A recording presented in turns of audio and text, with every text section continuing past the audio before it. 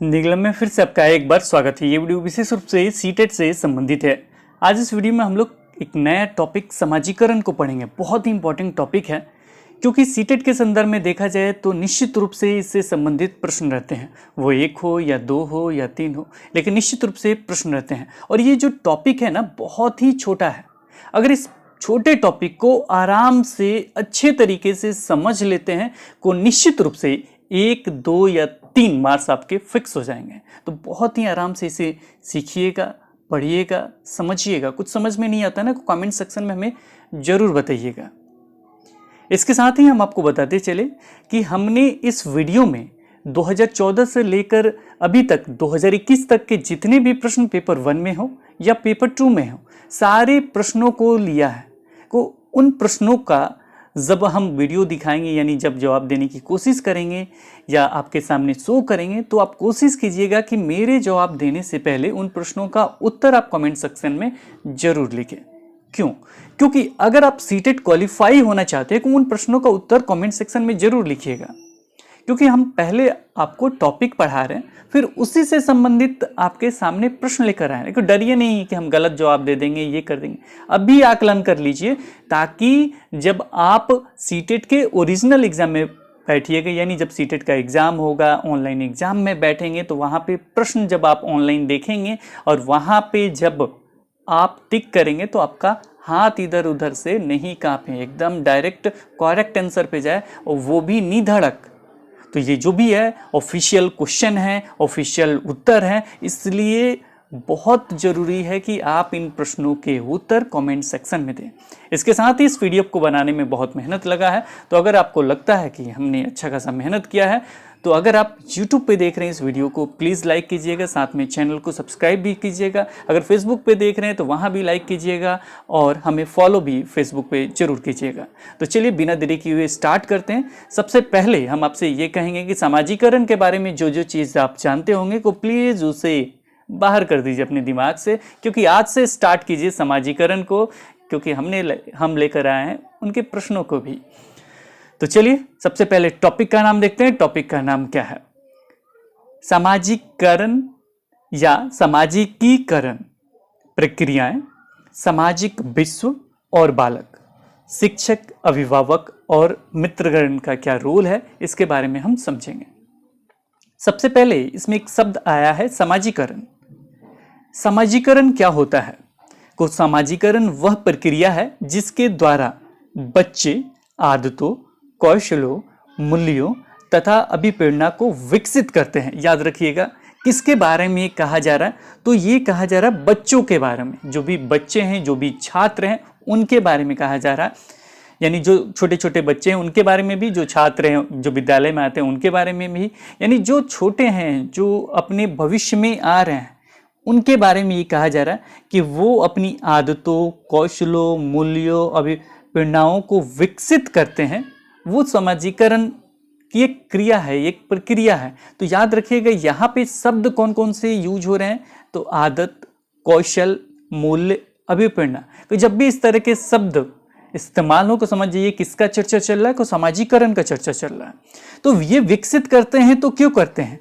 क्योंकि उन्हें समाज का जिम्मेदार एवं क्रियाशील सदस्य बनना होता है। क्यों करते हैं? क्यों विकास करते हैं इस चीज का? क्योंकि समाज का जिम्मेदार और क्रियाशील सदस्य बनना होता है, और इसी प्रक्रिया को हम क्या कहते हैं? समाजीकरण कहा जाता है। तो फिर से पढ़ लीजिए, वह प्रक्रिया जिसके द्वारा बच्चे आदतों, कौशलों, मूल्यों तथा अभिप्रेरणाओं को विकसित करते हैं और जो उन्हें समाज का जिम्मेदार एवं क्रियाशील सदस्य बनाती है, उसे क्या कहा जाता है? समाजीकरण कहा जाता है। तो याद रखिए, जब भी चर्चा होगा किसका? आदत, कौशल, मूल्य, अभिप्रेरणा। कभी कभी यहाँ पे ना अपेक्षाओं का भी चर्चा किया गया है, तो अपेक्षाओं को अर्जित करना। तो ये सारी चीज जब भी चर्चा होंगे तो किसका चर्चा हो रहा है? समाजीकरण का चर्चा हो रहा है। और ये विकसित इसलिए होते हैं क्योंकि समाज में इन्हें रहना है, इन्हें जिम्मेदार बनना है, क्रियाशील बनना है, इसीलिए ये विकसित करते हैं। दूसरे शब्दों में कहा जाए तो समाजीकरण एक ऐसी प्रक्रिया है जिसके माध्यम से मानव शिशु समाज के सक्रिय सदस्य के रूप में निष्पादन करने के लिए आवश्यक कौशलों का अर्जन प्रारंभ करता है। किसका प्रारंभ करता है शिशु को सक्रिय सदस्य के रूप में निष्पादन करने के लिए आवश्यक कौशलों, यानी जब भी कौशल वगैरह का चर्चा हो, यहाँ पे भी कौशल है, तो कौशल वगैरह का चर्चा हो, उसके अर्जन करने का चर्चा हो, अर्जन करने के प्रारंभ करने का चर्चा हो, तो वो किससे संबंधित हो जाएगा? तो समाजीकरण से संबंधित हो जाएगा। अगर आप स्क्रीनशॉट लेना चाहें तो ले लीजिए, नहीं तो लिखना चाहें तो लिख लीजिए। वहाँ पे समाजीकरण डैश दे के लिखिएगा, आदत, कौशल, मूल्य, अभिप्रेरणा का विकास। इससे क्या फायदा है? तो ये समाज का जिम्मेदार एवं क्रियाशील सदस्य बनाने में मदद करता है। बच्चे को क्या करता है? जिम्मेदार एवं क्रियाशील सदस्य बनाता है, बनाती है। इसी को हम क्या कहते हैं? समाजीकरण कहते हैं। आगे बढ़ते हैं। अगला जो हमने पॉइंट लिखा है, बस इतना ही पढ़ना है, जितना हमने बताया कि ये सब शब्द याद कर लीजिए, केवल उसको देखेंगे। मूल्य लिखा हुआ होगा, आदत लिखा होगा, कौशल लिखा होगा, अभिप्रेरणा लिखा होगा, अपेक्षा लिखा होगा, और ये सारी चीज लिखे होंगे, उसको देखना है और टिक करना है। ये शब्द है पकड़ने के, समाजीकरण को देखना है, टिक करना है। देखिए कैसे होगा। इसके बाद आगे के जो पॉइंट है वो है समाजीकरण से संबंधित मुख्य बातें। मुख्य बातें कौन कौन से हैं? यहाँ पे कीवर्ड हमने लिख दिए हैं डायरेक्ट। समाज के मापदंडों के साथ अनुकूलन। जब भी समाज के मापदंडों के साथ अनुकूलन की चर्चा हो, जब भी अनुकूलन शब्द मिल जाए, समायोजन शब्द मिल जाए, तो ये समाज में समायोजन, देखिए हमने लिखा भी है, समायोजन शब्द मिल जाए, अनुकूलन शब्द मिल जाए, और ये समाज को इंडिकेट करता हुआ, समाज में अनुकूलन या मापदंडों के साथ अनुकूलन, समाज में समायोजन, तो ये क्या हो जाएगा? समाजीकरण है। ये क्या है? समाजीकरण है। आजीवन प्रक्रिया, ये भी शब्द हमने लिखा है। समाजीकरण कैसी प्रक्रिया है ये पूछा जा सकता है, तो वहां पे आपका आंसर क्या हो जाएगा? आजीवन प्रक्रिया, यानी हमेशा चलते रहता है। एक सांस्कृतिक, इसको हम मिटा देते हैं, साफ दिखे, एक संस्कृति की रीतियों और मापदंडों को सीखना क्या है? समाजीकरण है। एक संस्कृति की रीतियों और जो भी मानदंडों है, यहाँ पे याद रखिएगा मापदंडों या मानदंडों हो, इसको याद रखिएगा कि ये सीखना क्या है? ये समाजीकरण है। कौशलों का अर्जन, मूल्यों और विश्वासों का अर्जन, ये क्या है? समाजीकरण है। ये कौशल, मूल्य, विश्वास, ये पहले ही हमने स्टार्टिंग में बता दिया था कि ये जब भी शब्द मिले, संस्कृति शब्द मिले, उसके रीति मिले, मापदंड मिले, मानदंड मिले, तो ये सारे शब्द किससे को रिलेटेड हो जाएंगे? समाजीकरण से सब रिलेटेड हो जाएंगे। जब भी समाज के साथ अनुकूलन का चर्चा हो, समाज के साथ समायोजन की चर्चा हो, तो वो क्या हो जाएगा? समाजीकरण हो जाएगा। इसमें दो शब्द और हमने जोड़े हैं, वो है औपचारिक और अनौपचारिक दोनों। ये भी पूछा जा सकता है कभी, अभी तक पूछा नहीं गया है कि समाजीकरण कैसी प्रक्रिया है। तो समाजीकरण आपका औपचारिक और अनौपचारिक दोनों तरह की प्रक्रिया है। औपचारिक क्या होता है, अनौपचारिक क्या होता है, बहुत बार पूछा भी गया औपचारिक अनौपचारिक के बारे में। तो औपचारिक जो शब्द है वो किससे रिलेटेड है? जब आप विद्यालय में जाते हैं तो वहां पे पढ़ाई आपका स्टार्ट होता है, कुछ सीखना स्टार्ट करते हैं, तो वो एक औपचारिक क्रिया है। वो क्या है? औपचारिक प्रक्रिया है वो, जब विद्यालय में जाके कुछ सीखते हैं। तो अनौपचारिक क्या है? जैसे अभी कुछ बच्चे खेल रहे हैं और वहां पे कुछ सीखते हैं, कुछ विकास होता है, तो वो क्या होता है? अनौपचारिक होता है। तो समाजीकरण देखा जाए तो विद्यालय में भी होता है। समाजीकरण देखा जाए तो खेलकूद हो, चाहे कहीं भी हो, कोई गेम खेल रहे हो, चाहे किसी से बातचीत कर रहे हैं, चाहे व्यस्त के साथ घूम रहे हैं, तो कहीं पे भी समाजीकरण हो सकता है, कहीं पे भी विकास हो सकता है। तो ये औपचारिक और अनौपचारिक दोनों होता है।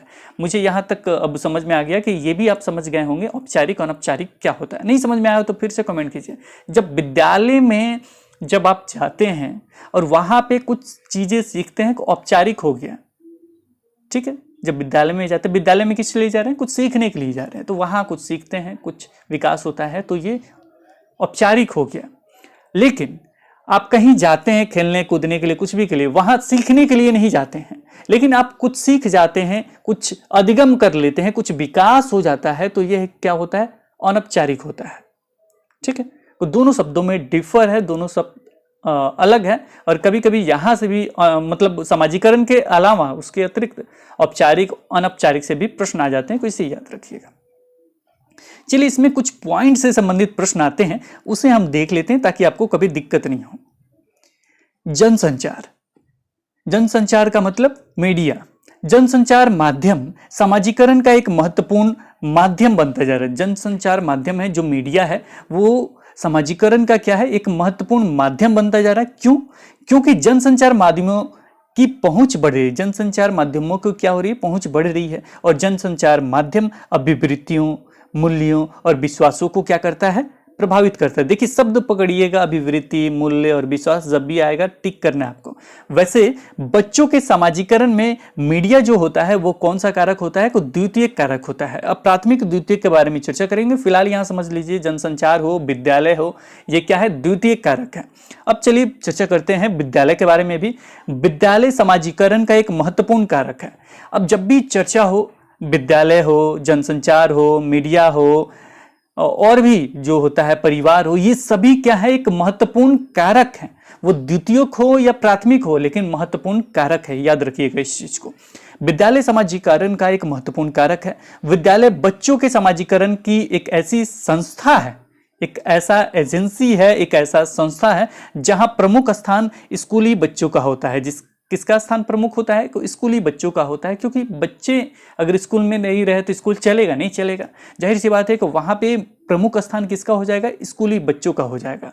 वैसे बच्चों के समाजीकरण में विद्यालय कौन सा कारक है, द्वितीय कारक है। मीडिया भी कौन सा कारक है, द्वितीय कारक है। और विद्यालय भी कौन सा कारक है, द्वितीय कारक है।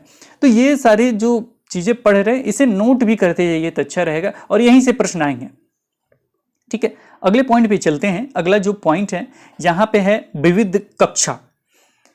विविध कक्षा का मतलब क्या होगा कि बहुत विविध मतलब अलग अलग कक्षाएं नहीं, विभिन्न सामाजिक, अब यहां पढ़ ही देते, विभिन्न सामाजिक, आर्थिक और सांस्कृतिक पृष्ठभूमि में बच्चों के साथ एक विविध कक्षा होने से सभी छात्रों के सीखने के अनुभव समृद्ध होते हैं।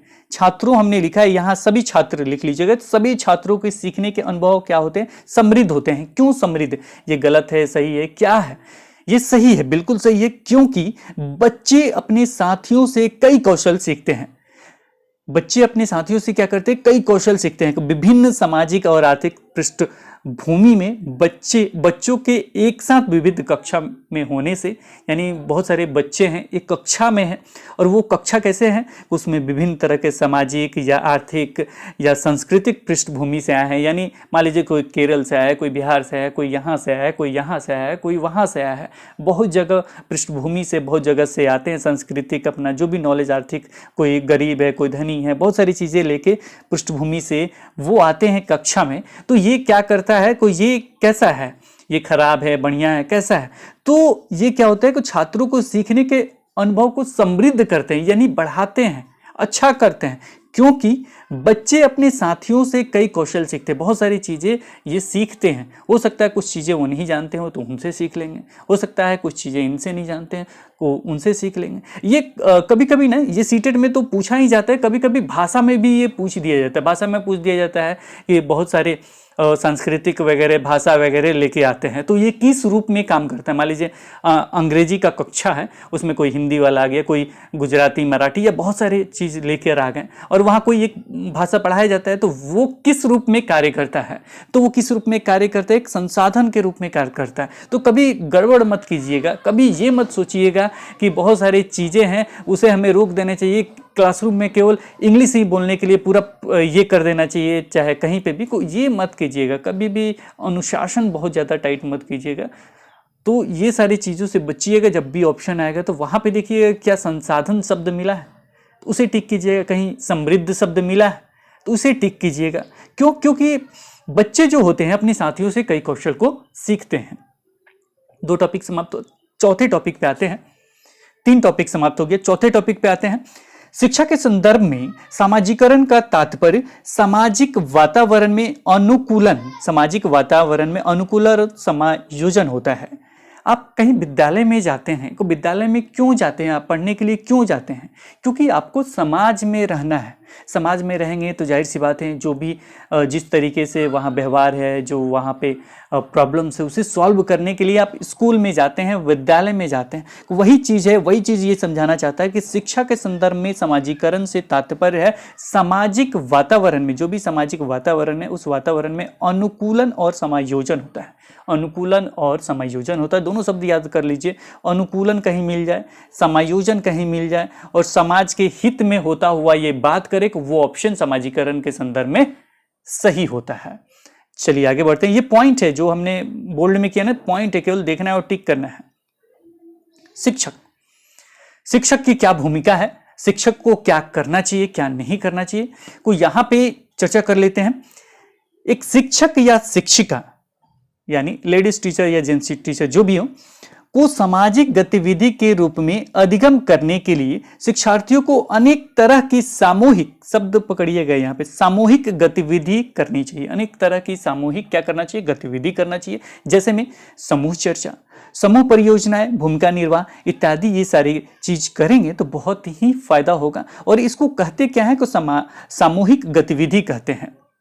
अगर ये करते हैं तो ये सीखने के सामाजिक गतिविधि के रूप में अधिगम आयाम को उजागर करता है, अर्थात ये सीखने के सुगम बनाने के अतिरिक्त सामाजिकरण में भी सहायता करता है।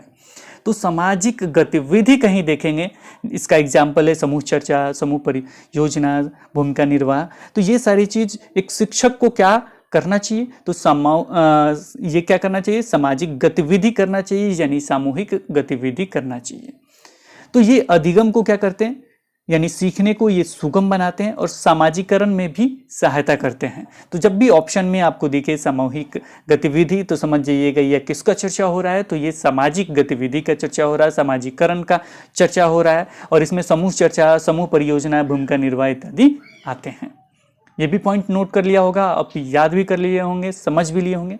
अब आगे बढ़ते हैं और यहाँ पे सामाजिकरण से संबंधित अभिकरण दिए गए हैं। दो भागों में विभाजित इसे किया जाता है। एक होता है प्राथमिक एजेंसी या प्राथमिक संस्था और ये कारक। यहाँ पे आपको हम बता दें कि सीटेट के संदर्भ में अगर देखा जाए तो ये प्राथमिक एजेंसी, संस्थाएं और कारक ये हिंदी में जरूर देखिएगा, इंग्लिश में नहीं। हमेशा मैं कहता रहा हूँ कि हिंदी इंग्लिश में ही देखिएगा, लेकिन इस बार मैं कहूँगा हिंदी में जरूर देखिएगा, क्योंकि यहाँ पे प्राइमरी और सेकेंडरी शब्द दे दिया जाता है। और जब हिंदी में जाएंगे तो यहाँ पे मिलेगा प्राथमिक और द्वितीयक, नीचे में देखेंगे तो यहाँ पे आपको मिल जाएगा द्वितीयक मिल जाएगा और साथ में गौड़ भी मिल जाएगा। तो यहाँ पे 3 शब्द मिलते हैं, लेकिन अंग्रेजी में जब आप देखेंगे तो 2 ही शब्द मिलेंगे, वो होगा प्राइमरी और सेकेंडरी। तो अभी तक जो भी चीज़ें आपने पढ़ा है ना वो सारी चीज़ छोड़ दीजिए, यहाँ से स्टार्ट कीजिए। मतलब हमने जो पढ़ा है उसे याद रखिएगा, लेकिन ये भी चीज़ याद रखिएगा। हो सकता है प्राइमरी सेकेंडरी के बारे में आपको नहीं बताया गया हो, तो आज इसे याद कर लीजिए, समझ लीजिए। तो यहाँ पे देखा जाए कि प्राथमिक एजेंसी या प्राथमिक संस्थाएं या प्राथमिक कारक कौन कौन से हैं, तो वो है परिवार। सबसे महत्वपूर्ण प्राथमिक कारक में आता है परिवार, उसके बाद आता है पास पड़ोस, उसके बाद क्रिया समूह, नातेदारी समूह, विवाह आदि, यानी जो ये ब्लड का रिलेशन होता है वो चीज़ यहाँ पे प्राथमिक एजेंसी में आएंगे। यानी जो निकट के जो परिवार के सदस्य होते हैं वो आते हैं। तो सबसे पहले को परिवार आता है। तो परिवार जब भी पूछे कि प्राथमिक कारक या प्राथमिक एजेंसी या प्राथमिक संस्था कौन है, तो वो हो जाएगा सामाजिकरण का, वो हो जाएगा सबसे फर्स्ट में परिवार। उसके बाद पास पड़ोस लेके चला जाता है, क्योंकि सबसे पहले अगर छोटा सा बच्चा है तो स्टार्टिंग में किससे मिलता है, तो अपने परिवार से मिलता है, पास पड़ोस से मिलता है। तो ये क्या हो गए, प्राइमरी हो गए। यानी जो ब्लड के रिलेशन के जो हैं वो भी इसमें आते हैं, यानी जो भी नातेदारी समूह वगैरह होते हैं वो सारे आते हैं, जो इनसे विवाह या शादी वगैरह हुआ है वो सारी चीज़ आते हैं। तो ये क्या हो गया, प्राथमिक एजेंसी हो गया। अब यहाँ पे द्वितीयक एजेंसी के बारे में चर्चा करते हैं कि द्वितीयक एजेंसी में सबसे इंपॉर्टेंट है विद्यालय। सबसे इंपॉर्टेंट क्या है, विद्यालय है।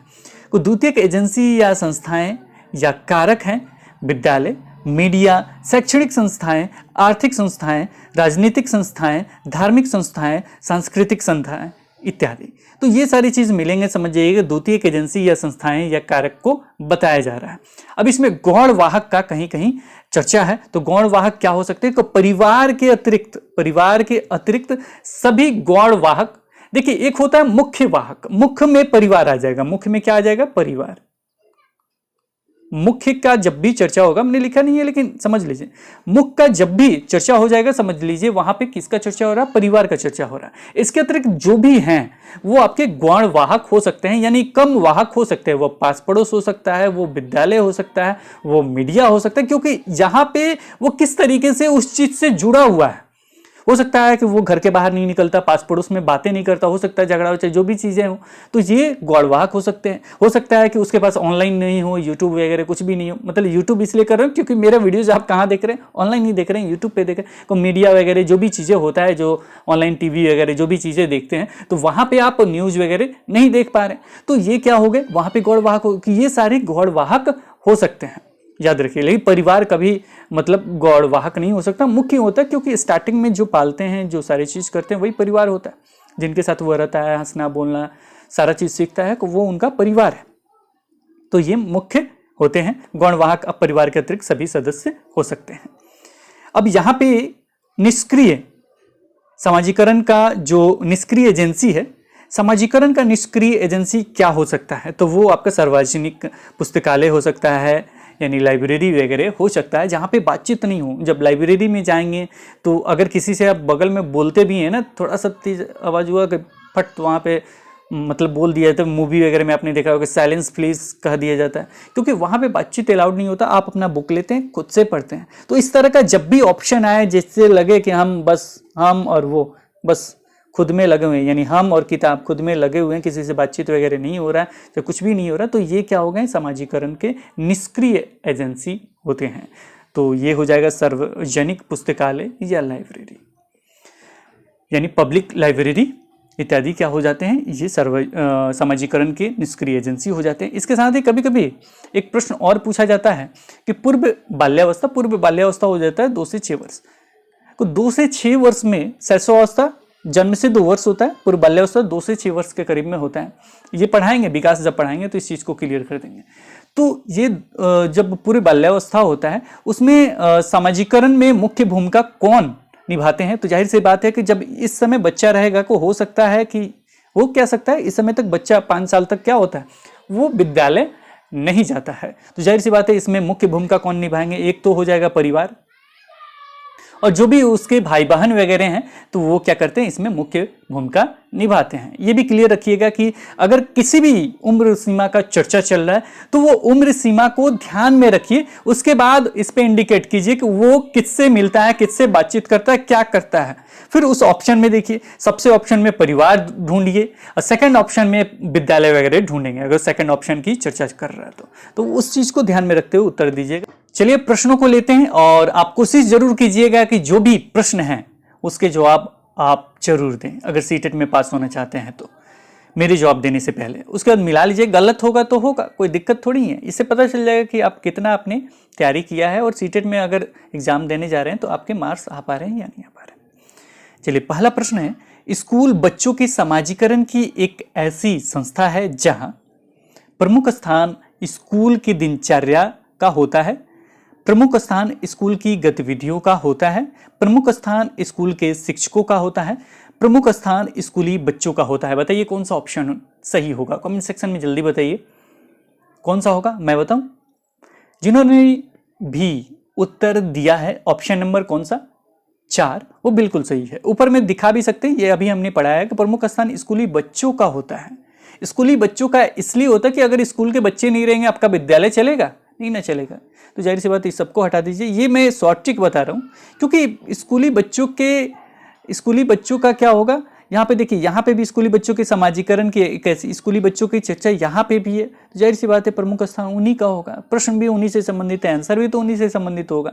तो कुछ करना ही नहीं है, देखना था और टिक करना था। चलिए अगले क्वेश्चन पे चलते हैं। समाजीकरण एक प्रक्रिया है, किस तरह का प्रक्रिया है, मूल्य, विश्वासों और अपेक्षाओं को अर्जित करने की, घुलने मिलने तथा समायोजन की, एक समाज की संस्कृति की आलोचना करना सीखने की, मित्रों के साथ सामाजिक बनने की।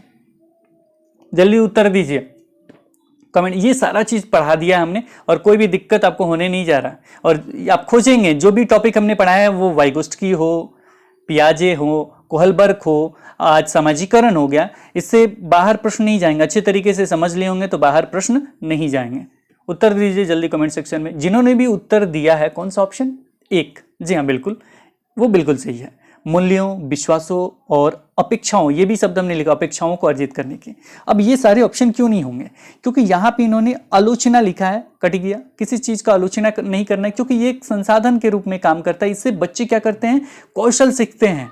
यानी विविध अगर कक्षा हो, यानी विभिन्न तरह के संस्कृति वगैरह से आए हों, आर्थिक वगैरह सामाजिक वगैरह से, तो वो क्या करता है, समृद्ध बनाता है और बहुत सारी चीज़ें जो भी उनके मतलब सहपाठी हैं उनसे वो कौशल सीखता है, बहुत सारे कौशल सीखता है। तो ये आलोचना कहा, यानी एक तरह से विरोध कर रहा है, तो ये ऑप्शन ऐसे ही कट गया। घुलने मिलने तथा समायोजन की, देखिए समायोजन शब्द ठीक है, लेकिन यहाँ घुलने मिलने तथा केवल समायोजन की चर्चा कर रहा है, जिसके कारण ये गलत हो गया। मित्रों के साथ, यानी किसी एक चीज को दिखा रहा है, इंडिकेट कर रहा है, तो यहाँ पे ये भी क्या हो जाएगा, गलत हो गया। जब भी समाजीकरण का चर्चा होगा तो वहां पे मूल्यों, विश्वासों, अपेक्षाओं को अर्जित करने की, यहाँ पे समाज के साथ क्या हो रहा है, समायोजन की चर्चा किया जाएगा या समाज के साथ अनुकूलन की चर्चा किया जाएगा, तो क्या हो जाएगा, समाजीकरण की एक प्रक्रिया माना जा सकता है। लेकिन घुलने मिलने तथा समायोजन की बात किया गया, अब किस तरह का घुलना मिलना, ये तो ऑप्शन देखिएगा, काट दीजिएगा। तो यहाँ पे आंसर क्या हो जाएगा, मूल्यों, विश्वासों तथा अपेक्षाओं को अर्जित करने की। जब भी मूल्य, विश्वास,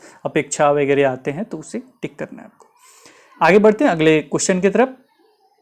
वह प्रक्रिया जिसके द्वारा बच्चे आदतों, कौशलों, मूल्यों और प्रेरणा विकसित करते हैं और जो उन्हें समाज का जिम्मेदार क्रियाशील सदस्य बनाती है, उसे क्या कहा जाता है। जाहिर सी बात है, आपका करेक्ट आंसर आपके मुंह में होगा। कमेंट सेक्शन में बता दीजिए, मुंह से बाहर निकालिए कौन सा आंसर सही होगा। जी हाँ, बिल्कुल वो आंसर सही होगा आपका 1, समाजीकरण। जिन्होंने भी उत्तर दिया बहुत बहुत बढ़िया, यानी अच्छा कर रहे हैं आप।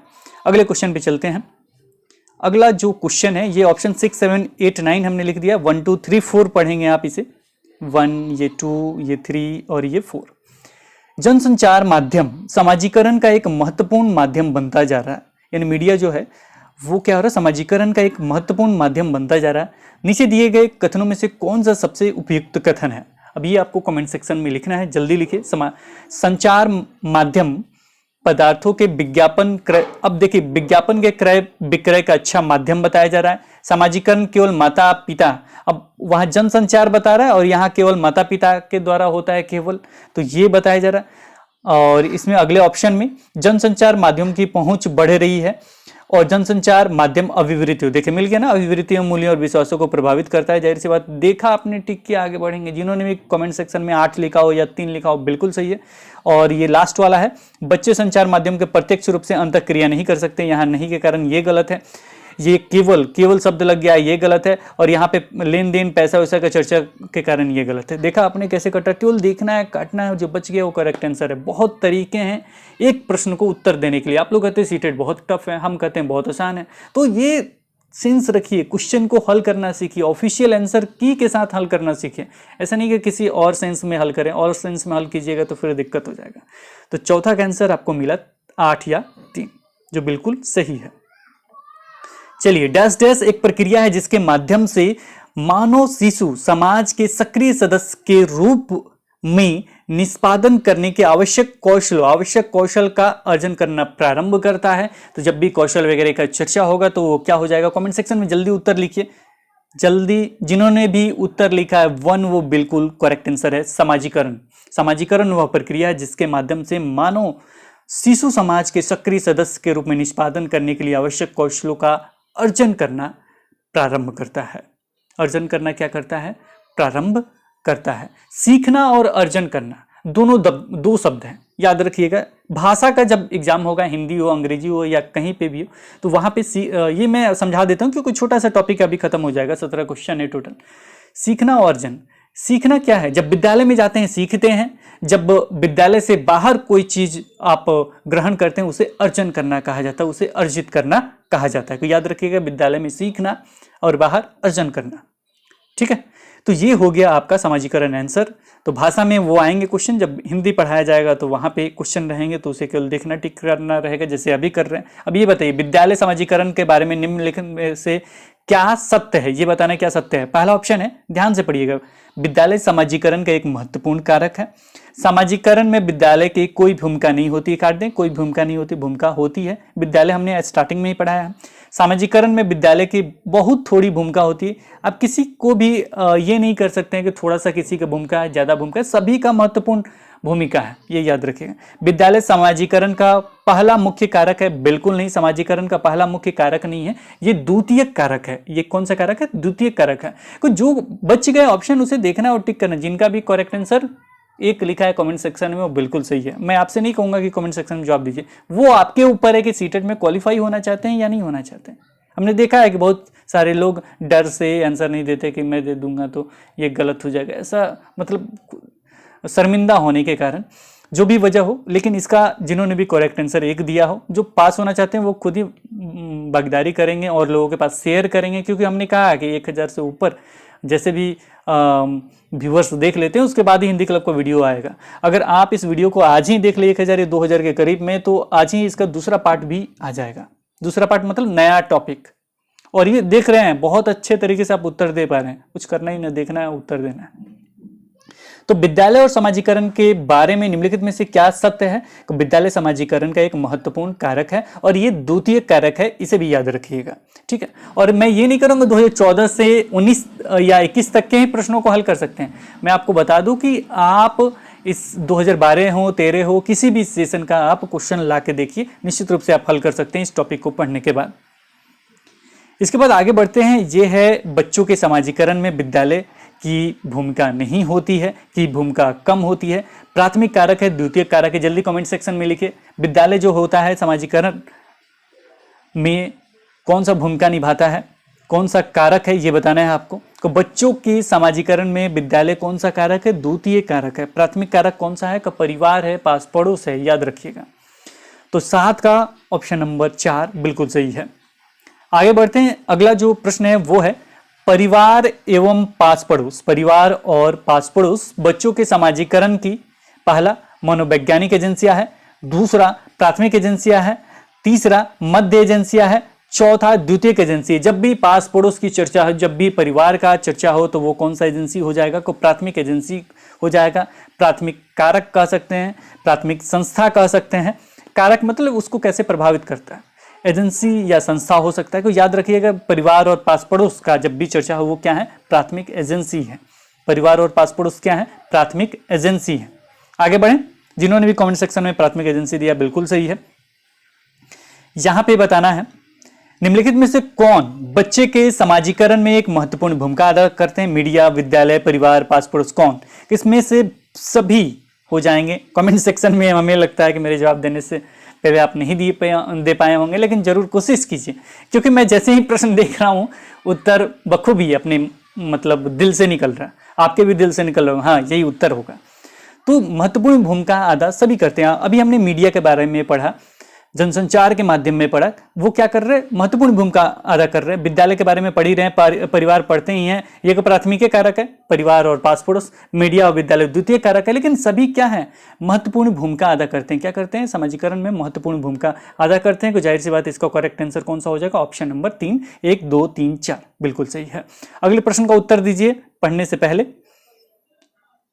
बच्चे के समाजीकरण में परिवार डैश डैश भूमिका निभाता है। कौन सा भूमिका निभाता है? कम महत्वपूर्ण, रोमांचकारी, तीसरा मुख्य, चौथा गौण। परिवार का चर्चा हो रहा है, जाहिर सी बात है कौन सा भूमिका निभाएगा? तो वो परिवार जब भी चर्चा हो, परिवार क्या होता है? मुख्य भूमिका निभाता है। इसके अतिरिक्त सभी गौण में जा सकते हैं, लेकिन परिवार नहीं जा सकता है। कि परिवार क्या होता है? मुख्य भूमिका निभाता है। आगे बढ़ते हैं अगले प्रश्न की तरफ। निम्नलिखित में से कौन सा समाजीकरण का एक प्रमुख कारक है? बताइए कौन सा प्रमुख कारक है? अभी हमने मुख्य पढ़ा, अभी हमने प्रमुख पढ़ा, अभी हमने प्राथमिक पढ़ा, सारे शब्द एक हैं। बताइए कौन सा कारक है? प्रमुख, मुख्य या प्राथमिक? कौन सा कारक है? परिवार। सॉरी, इसका उत्तर ही हमने बता दिया, परिवार। यानी बिल्कुल करेक्ट आंसर 1 होगा, जिन्होंने भी कमेंट सेक्शन में 1 लिखा है। निम्नलिखित में से कौन सा समाजीकरण का एक प्रमुख कारक है? तो वो है आपका परिवार। ये मुख्य कारक भी है, प्रमुख कारक भी है और प्राथमिक कारक भी है, प्राथमिक संस्था भी है, प्राथमिक एजेंसी भी है। कौन? परिवार। चलिए अगले क्वेश्चन पे चलते हैं। अगला क्वेश्चन देखते हैं। यहां पे पूछा गया है निष्क्रिय एजेंसी के बारे में। निम्न में से कौन सा समाजीकरण की निष्क्रिय एजेंसी है? जल्दी कमेंट सेक्शन में लिखिए। यहाँ यानी वैसा एजेंसी खोजिएगा, वैसा संस्था खोजिएगा जहां पे बातचीत ना हो, यानी जहां पे बातचीत नहीं किया जा सकते, एकदम आराम से गए अपना काम किए, काम करके निकलने को। कौन सा हो सकता है? जिन्होंने भी कमेंट सेक्शन में लिखा है, क्या लिखा है? ऑप्शन नंबर 4 वो बिल्कुल सही है। सार्वजनिक पुस्तकालय या लाइब्रेरी में बातचीत नहीं किया जाता, वहां जाते हैं चुपचाप, जो भी चीजें पढ़ना होता पढ़ते हैं, बाहर निकलते हैं। तो 12 का क्या हो जाएगा, 4 आंसर हो जाएगा।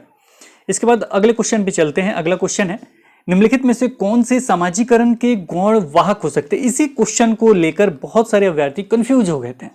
यहाँ पे गौण वाहक दिया गया था और जब अंग्रेजी मीडियम के जो छात्र हैं वहां पे क्या इन्होंने दिया था, कोई सेकेंडरी दिया था, सेकेंडरी मतलब एजेंसी वगैरह जो भी दिया था। तो और यहाँ पे यहाँ हो सकते भी शब्द लिखा है, कौन हो सकते हैं, ऐसा नहीं कि हैं, ये चीज नहीं लिखा। तो यहाँ पे याद रखिए कौन गौण वाहक हो सकते हैं ये आपको बताना है। तो हमने बताया था कि परिवार छोड़ के सभी गौण वाहक हो सकते हैं, क्योंकि परिवार के साथ वो मुख्य होता है, प्रमुख होता है, प्राथमिक होता है। तो यहाँ देखेंगे कहाँ कहाँ परिवार है उसे हटा देंगे। इसमें परिवार है हट गया, इसमें परिवार है हटा दिया गया। निकटतम परिवार के सदस्य यानी परिवार इसमें भी आ गए तो ये भी हट गया, जो बच गया करेक्ट आंसर है। तो विद्यालय और पास पड़ोस ये क्या हो सकते हैं, गौण वाहक हो सकते हैं। लेकिन याद रखिएगा पास पड़ोस जो होता है वो सेकेंडरी ना होके प्राथमिक एजेंसी होता है। क्या होता है, प्राथमिक एजेंसी होता है, इस चीज को याद रखिएगा। प्राथमिक क्या होता है, पास पड़ोस एजेंसी होता है, लेकिन ये गौण वाहक हो सकता है। अगले प्रश्न की तरफ चलते हैं। अगला प्रश्न लेते हैं, निम्नलिखित में से प्राथमिक समाजीकरण माध्यम है, प्राथमिक समाजीकरण माध्यम है, ये बताइए जल्दी कमेंट सेक्शन में बताइए। प्राथमिक कौन सा है, प्राथमिक हो, मुख्य हो, प्रमुख हो, कौन सा होगा? जी हाँ बिल्कुल सही, परिवार। Rest all secondary. आई बात समझ में? आगे बढ़े। निम्नलिखित में से कौन सा द्वितीयक समाजीकरण एजेंसी का उदाहरण है? जल्दी से बताइए, द्वितीयक समाजीकरण का उदाहरण है, जल्दी बताइए कमेंट सेक्शन में, जल्दी बताइए। पहले वाले में क्या मिला आपको, परिवार हट गया। दूसरे वाले में क्या मिला, परिवार हट गया। तीसरा वाला रोकते हैं, चौथा वाला में हमने पास पड़ोस देखा, ये भी हट गया, क्योंकि हमने बताया था कि पास पड़ोस जो होता है ये गौण वाहक हो सकता है, लेकिन ये प्राथमिक है। ये क्या है, प्राथमिक एजेंसी है। तो ये कंफ्यूज मत होइएगा, इस चीज को समझिएगा और उत्तर देने की कोशिश कीजिएगा। तो ये क्या हो जाएगा, पास पड़ोस के कारण ये क्या हो गया, गलत हो गया, जो बच गया वो करेक्ट आंसर हो गया। 15 का हो जाएगा विद्यालय एवं मीडिया। विद्यालय और मीडिया क्या है, को द्वितीयक समाजीकरण एजेंसी है। द्वितीयक समाजीकरण एजेंसी हमने पढ़ाया भी है। तो जिन्होंने भी करेक्ट आंसर 3 दिया वो बिल्कुल सही है। अगले क्वेश्चन पे चलते हैं और अगला क्वेश्चन का उत्तर आपको देना है 16 नंबर क्वेश्चन, क्योंकि 17 टोटल क्वेश्चन है। एक क्वेश्चन का उत्तर हम नहीं देते हैं, आप सभी जानते हैं। तो इसका उत्तर आप कमेंट सेक्शन में जरूर दीजिएगा। बच्चों के समाजीकरण के संदर्भ में कौन सा कथन सही है? एक ही प्रश्न को 50 बार रिपीट किया गया है, लेकिन हम चाहते हैं कि जिस तरीके से पूछे आपको केवल करेक्ट आंसर देना है, क्योंकि हम चाहते हैं कि सीटेट में आप निश्चित रूप से क्वालिफाई हों। और ये दिल से मैं मेहनत कर रहा हूँ, ऐसा नहीं है कि ऐसे मैं करके दे रहा हूँ, क्योंकि बहुत सारे अब व्यूअर्स के कमेंट्स आने शुरू हो गए। नया चैनल है यूट्यूब पे, नया चैनल पे मैं डाल रहा हूँ, हिंदी क्लब पे नहीं, हिंदी क्लब सीटेट चैनल पे ये चल रहा, और फेसबुक पे भी मैं नया ही डाल रहा हूँ। तो दोनों चीज़ नए हैं, फिर भी आपके व्हाट्सएप पे मैसेजेस आ रहे हैं, लगातार आ रहे हैं कि ये चीज़ चाहिए, वो चीज़ चाहिए, और रिप्लाई नहीं हो पा रहा है, इसके लिए सॉरी। लेकिन कोशिश किया जाएगा कि आपके कॉल्स उठें, आपसे बातचीत हो, आपके रिप्लाई किए जाए। लेकिन 16 नंबर क्वेश्चन का उत्तर कमेंट सेक्शन में दीजिए, और बिल्कुल गलत नहीं होना चाहिए। गलत हुआ तो क्या होगा ना, छड़ी लेके क्या होता है ना, छोटे बच्चों की पिटाई नहीं होती है ना, लेकिन आपकी जरूर पिटाई होगी। मैंने मना किया गवर्नमेंट ने, आपकी जरूर पिटाई होगी, क्योंकि आप बड़े बच्चे हैं, शिक्षक बनने वाले हैं, और इस तरह के प्रश्न गलत करते हैं तो निश्चित रूप से आपने अभी तक कुछ नहीं सीखा है। तो इसका उत्तर आप कमेंट सेक्शन में जरूर दीजिएगा। हम चाहेंगे कि सभी अभ्यर्थी जो देख रहे हैं, जो सीटेट का एग्जाम देना चाहते हैं, वो दें। चलिए, इसका उत्तर क्या हो सकता है? ये चीज़ अभी हमने पढ़ाया कि विद्यालय और परिवार के बारे में पूछा गया, विद्यालय कौन सा कारक है, परिवार कौन सा कारक है, तो ये बता देना है। ये बताया हमने, कारक यानी एजेंसी यानी संस्था, वही चीज़ है। चलिए आगे बढ़ते हैं। अगला क्वेश्चन लेंगे हम, जिसका जवाब हम खुद देंगे, और यहाँ पे समाप्त हो जाता है। समाजीकरण की प्रक्रिया में शामिल नहीं है। क्या शामिल नहीं है? तो एक संस्कृति के रीतियों के मापदंड को सीखना। यह ऊपर में देखिएगा हमने लिखा है। कौशलों का अर्जन, जी हाँ बिल्कुल। मूल्य और विश्वासों का अर्जन, ये सारी चीज होते हैं समाजीकरण में। क्या नहीं होता है? अनुवांशिक संचरण नहीं होता है। अब ये अनुवांशिक संचरण क्या होता है, अनुवांशिकता क्या होता है, इसके साथ एक और शब्द मिलता है, वो होता है वातावरण। तो ये क्या होता है, अनुवांशिकता क्या होता है, वातावरण क्या होता है? तो नेक्स्ट टॉपिक यहीं का होगा, इसलिए हमने इस प्रश्न को लास्ट में रखा है, ताकि हम नेक्स्ट टॉपिक भी बता दें कि अगला टॉपिक हम लोग कौन सा पढ़ेंगे, ताकि आप भी पढ़ के आए। थोड़ा सा कंसेप्ट हम समझाएंगे आपको, थोड़ा सा, मात्र थोड़ा सा समझाएंगे, बहुत सारे प्रश्न कराएंगे। जैसे ये छोटा सा टॉपिक था ना 10 लाइन का 5 लाइन का, और उससे 17 प्रश्न हमने करा दिया। और भी बैक का प्रश्न जोड़ सकते थे, वही चीज़ था, नीचे में जोड़ देते। गतिविधि वगैरह से हमने प्रश्न नहीं डाले हैं। जैसे मैं आपसे पूछ दूं सामूहिक गतिविधि जो होता है ये शिक्षक को कराना चाहिए, नहीं कराना चाहिए, कराना चाहिए तो क्यों कराना चाहिए, और ये समाजीकरण का विकास करता है या नहीं करता है, सीखने का विकास करते हैं कि नहीं कराता है। जाहिर सी बात है सीखने में भी सहायता करते हैं, साथ में समाजीकरण का भी विकास कराता है। कौन कराता है? को सामूहिक गतिविधि। सामूहिक गतिविधि का उदाहरण क्या है? को सामूहिक चर्चा वगैरह जो भी चीजें था ऊपर और हमने पढ़ाया। तो ये सारे प्रश्नों को हमने नहीं लिया है। समाज का समायोजन क्या समाजीकरण कहलाता है? अनुकूलन जो होता है वो क्या समाजीकरण कहलाता है? को ये सारे प्रीवियस ईयर के प्रश्न है, लेकिन हमने नहीं लिया, लेकिन स्टार्टिंग में हमने पढ़ा दिया है। तो ये सारी चीज भी याद रखिएगा, क्योंकि इस तरह के भी प्रश्न आते हैं को निश्चित रूप से आपको हल करना चाहिए, आ जाना चाहिए। इसके अतिरिक्त हमने ये बच्चों के संदर्भ में भाई बहन वाला जो हमने एग्जाम्पल दिया था कि अगर पूर्व बाल्यावस्था वगैरह में है तो वो सबसे पहले किसके साथ रहता है? वो तो परिवार और भाई बहन के साथ रहता है, वही प्रभावित करते हैं, प्रभावित कारक हैं, प्रभाव देने वाले कारक हैं। तो ये समाजीकरण के संदर्भ में इसे भी याद रखिएगा। तो ये 17 नंबर का क्वेश्चन जो था उसका ऑप्शन नंबर 4 समाजीकरण की प्रक्रिया में शामिल नहीं है, वो है अनुवांशिक संचरण। तो यहाँ पे हम अगले टॉपिक पे पढ़ेंगे कि अनुवंशिकता क्या होता है, साथ में वातावरण क्या होता है, इसके साथ पढ़ेंगे प्रकृति क्या होता है, पोषण क्या होता है, दोनों ये चारों में संबंध क्या है, साथ में इससे संबंधित 2014 से लेकर अब तक कितने प्रश्न पूछे गए हैं, क्या उसमें टिप्स होते हैं, क्या ट्रिक्स हैं, ताकि देख के उत्तर जवाब देते। जैसे यहाँ प्राथमिक वगैरह चीज हमने समझा दिया, उसे वैसे ही उसको भी समझा दूंगा। इतना आसान तरीके से केवल देखना है और टिक करना। आप कोशिश करेंगे, आप ये सोचेंगे कि जो भी टॉपिक हिंदी क्लब पे पढ़ाया गया है उसी टॉपिक से अगर आ जाएगा हिंदी क्लब में सारे प्रश्न, तो एक भी बार नहीं जाएगा। और मुझे लग रहा है कि आप सारी चीज़ समझ गए होंगे। तो इस वीडियो को यहीं समाप्त किया जाता है। जैसे ही आप शेयर वगैरह करते हैं, ज़्यादा व्यूअर्स के पास ये पहुंचता है, बहुत सारे लोग देख लेते हैं यूट्यूब वगैरह पे, लगभग 1000 या 2000 यानी 2000 के करीब में। वैसे ही इसका दूसरा पार्ट यानी नेक्स्ट टॉपिक अनुवांशिकता और वातावरण टॉपिक आ जाएगा, और उससे संबंधित प्रश्न भी आ जाएंगे। और कमेंट सेक्शन में आंसर जरूर दीजिएगा। ये वीडियो कैसा लगा ये भी जरूर बताइएगा। तो फिर मिलते हैं एक नए वीडियो के साथ, तब तक देखते रहें, बने रहें हिंदी क्लब पे। धन्यवाद, बाय बाय।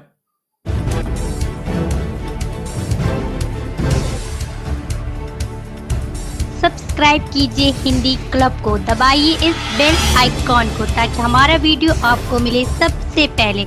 शेयर करें अपने दोस्तों के साथ ताकि वो भी इसका लाभ उठा सके। ये सब बिल्कुल फ्री है।